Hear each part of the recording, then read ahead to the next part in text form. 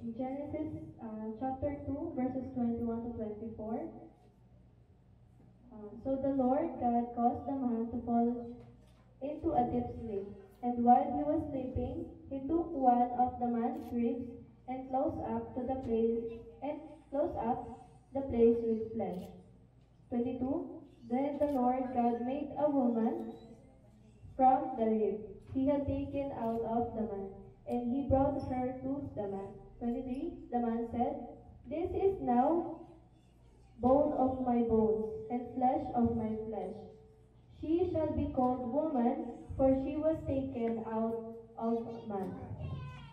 For, for this reason, a man will leave his father and mother and be united to be his wife, and they will become one flesh." For our opening prayer, Mr. Wendell Luan.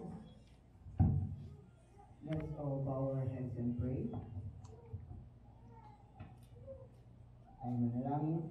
Ama naming Diyos, ang tanay na sa mga langit, salamat po sa hapong ito na narito kami lahat upang saksihan ang renewal of vow na nila Mr. and Mrs. Arbolado. Salamat po, Panginoon, na nagkaroon po muli ng ganitong pagkakataon at kami ay mga witness. At nawa sa buong maghapon ng program na ito, kayo ang siya namin mapupurihan at ang inyong pangalan ang siya namin mataas. At nawa ang kasiyahan, ang pagpapala siya sa maamin sa buong maghapon. Yan lang po ang aming ginagalang sa Panginoon Jesus. Amen.